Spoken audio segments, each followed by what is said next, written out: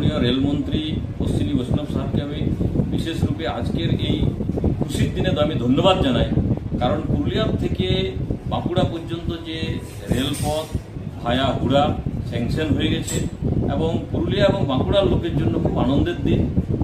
সেই রকমই খুব তাড়াতাড়ি আমরা পুরুলিয়ার থেকে ভায়া বান্দোয়ান হয়ে ঝাড়গ্রাম অবধি যে রেলপথের জন্য আমরা প্রস্তাব দিয়েছি তার সার্ভের কাজ চলছে এবং তার সঙ্গে সঙ্গে রুটটাও কি হবে সেটাও প্রায় ফাইনালের দিকে গেছে।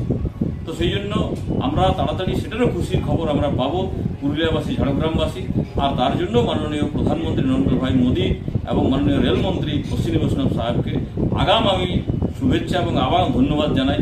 পুরুলিয়াবাসীর এই অসময়ে পাশে থাকার জন্য, পুরুলিয়াবাসীর যে অনেক দিনের স্বপ্ন সেই স্বপ্ন পূরণ একটা করেছে এবং আগামী আরেকটা হবে তার জন্য আমি শুভেচ্ছা জানাই।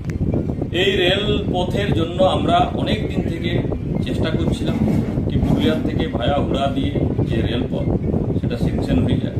যেরকম আমরা চাইছি কি খুব দ্রুত গতিতে পুরুলিয়ার থেকে বান্দোয়ান হয়ে ঝাড়গ্রাম অবধি রেলপথ হয়ে যাক, এটা অনেক দিন থেকেই চেষ্টা চলছিল। স্থানীয় আমাদের অনেকজন রাজনৈতিক ব্যক্তিত্ব, ভারতীয় জনতা পার্টি, তার সঙ্গে সঙ্গে অনেক সোশ্যাল ওয়ার্কারও লেগে থেকেছে কি তাড়াতাড়ি হোক। আমরাও বিজেপির পক্ষ থেকে বারে চেয়েছি কি এটা খুব তাড়াতাড়ি হোক এবং আমাদের যে আমাদের যে আবেদনে সাড়া দিয়ে মাননীয় রেলমন্ত্রী, মাননীয় প্রধানমন্ত্রী এই কাজকে একটাকে সম্পন্ন করেছে, আরেকটা হওয়ার কথা। সেই জন্য আমরা খুব খুশি এবং ধন্যবাদ জানাই। অনেকগুলো রেলের প্রজেক্ট এখনও বাকি আছে রাজ্য সরকারের এনওসির অভাবে। সে তোড়াং রেলওয়ে স্টেশনের কাছে রোড ওভারব্রিজ হোক, কিংবা বাঘমুন্ডি থেকে বলরামপুর যাওয়ার যে রাস্তার উপরে বরাভূম স্টেশন আছে সেই বরাভূম স্টেশনের কাছে যে রোড ওভারব্রিজ হোক, কিংবা সুইসা রেলওয়ে স্টেশনের কাছে যে রোড ওভারব্রিজ হোক। সেরকমই গোশালা মোড় পুরুলিয়ার যে একপাশে মেডিকেল কলেজ, একপাশে আপনার সদর হাসপাতাল, তার মাঝে যে রোড ওভারব্রিজ কাজ চলছে সেখানে তাতেও ইলেকট্রিক ডিপার্টমেন্টকে দিয়ে বারে সেখানে বাধা সৃষ্টি করা অত্যন্ত দুর্ভাগ্যজনক, অত্যন্ত দুঃখজনক।